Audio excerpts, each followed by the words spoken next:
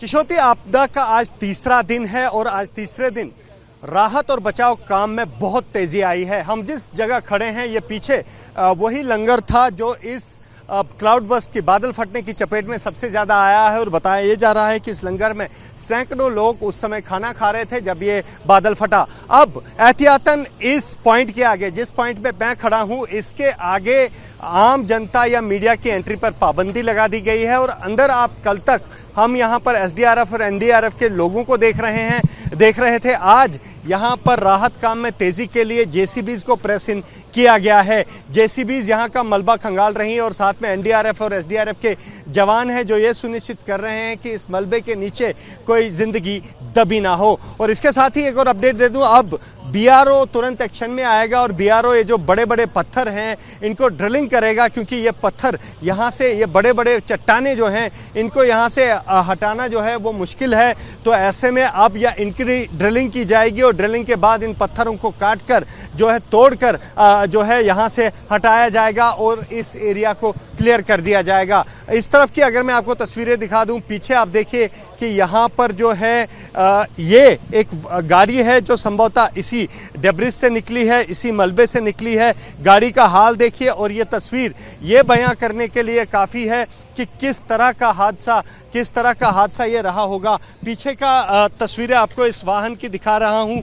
पूरी तरह से पीछे से ये वाहन क्षतिग्रस्त हुआ है, टूट चुका है। और इस तरफ आप देखिए ये वो मलबे के निशान है जिसने यहाँ 60 से ज़्यादा जिंदगियाँ जो है लीन ली है।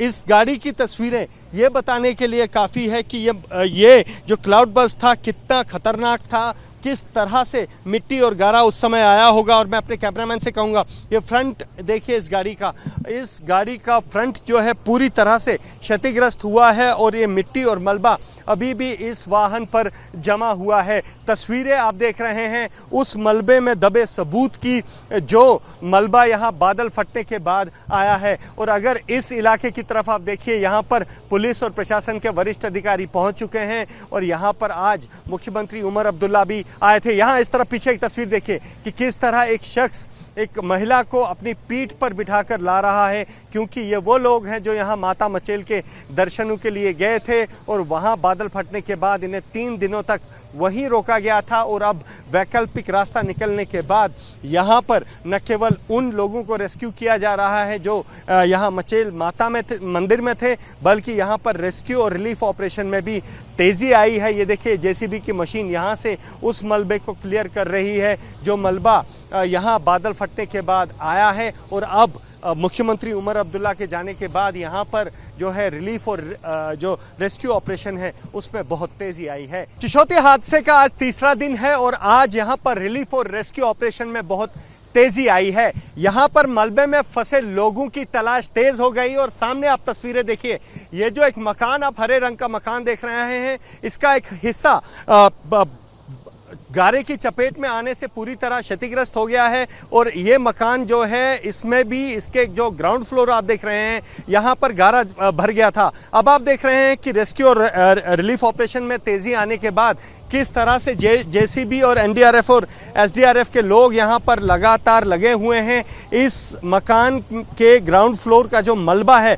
उसको निकाला जा रहा है और ये सुनिश्चित किया जा रहा है कि इसमें कोई शख्स ना फंसा हो। किस तरह से सावधानी पूर्वक पहले जेसीबी से एक मकान के हिस्से को नीचे से सपोर्ट दी गई है और उसके बाद यहाँ पर एसडीआरएफ और एनडीआरएफ के लोग इस मकान के अंदर से जिंदगियां या लोगों को तलाशने की जो है काम बड़ा एहतियातन कर रहे हैं। और लगातार ये काम यहाँ पर कई जगह पर चल रहा है जहाँ इस तरह से जो इलाके यहाँ पर जो इलाके या जो मकान यहाँ पर मिट्टी की चपेट में आए हों उन्हें किस तरह से यहाँ निकाला जा रहा है, खंगाला जा रहा है। यहाँ देखिए एक शख्स के हाथ में यहाँ कटर है और कटर से यहाँ पर जो है दीवारों को या कुछ सामान को काटा जा रहा है ताकि ये सुनिश्चित किया जाए कि इस इलाके में, इस मकान में कोई और जिंदगी ना हो। लगातार इस तरह के ऑपरेशन यहाँ चलाए जा रहे हैं और आप देख रहे हैं कि किस तरह एनडीआरएफ और एसडीआरएफ के जवान